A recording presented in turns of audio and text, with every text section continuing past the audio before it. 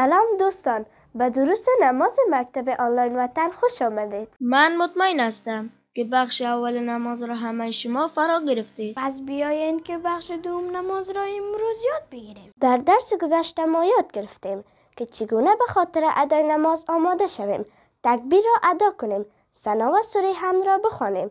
پس درس امروز را شروع میکنیم. بعد از ختم سوره حمد حالا یک سوره کوتاه را میخوانیم. والعصر إن الإنسان لفي خسر إلا الذين آمنوا وعملوا الصالحات وتواصوا بالحق وتواصوا بالصبر. حالا رکوع را ادا میکنیم. الله اکبر. در حالت رکوع 3 بار تسبیح میگوییم. سبحان ربی العظیم، سبحان ربی العظیم، سبحان ربی العظیم. دوباره استاد میشویم. سمع الله لمن حمده ربنا لك الحمد. حالا سجده را ادا میکنیم.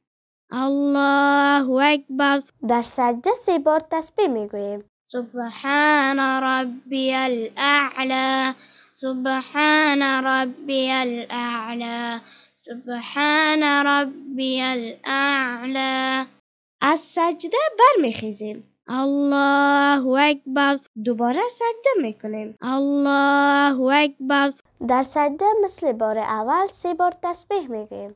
سبحان ربی الاعلی، سبحان ربی الاعلی، سبحان ربی الاعلی. دوباره با گفتن تکبیر استاد میشویم. الله اکبر. ماشاءالله دوستان، امروز بخش دوم نماز را یاد گرفتیم.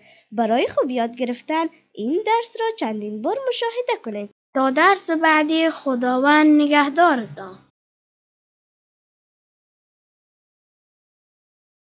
اسلام دین صلح و همپذیری است.